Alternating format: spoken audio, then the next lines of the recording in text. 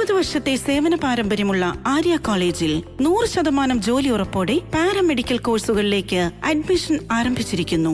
Arya college, new bus stand, Nilambur. വഴിക്കടവിൽ പന്നിക്കിണിയിൽ കാലുടുക്കി ജീവൻ നഷ്ടമായ അനന്തുവിനെ അവസാനമായി കണ്ട് കൂട്ടുകാരും അധ്യാപകരും.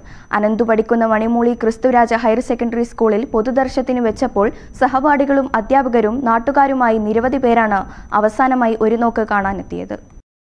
ശേഷം 11:45 മൃതദേഹം വീട്ടിലെത്തിച്ചു. നിലമ്പൂർ ഉപതെരഞ്ഞെടുപ്പിലെ സ്ഥാനാർത്ഥികളും സംസ്ഥാനത്തെ മുതിർന്ന രാഷ്ട്രീയ നേതാക്കളും മന്ത്രിമാരും ഉൾപ്പെടെയുള്ളവർ വീട്ടിലെത്തി അന്ത്യോപചാരം അർപ്പിച്ചു.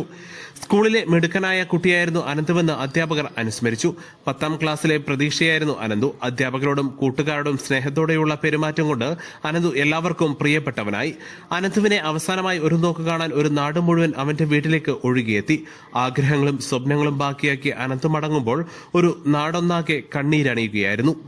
News bureau, Edakkara. സ്വന്തം ഹൈസ്പീഡ് ഇന്റർനെറ്റ്, നമ്മുടെ സ്വന്തം ഇന്റർനെറ്റ്.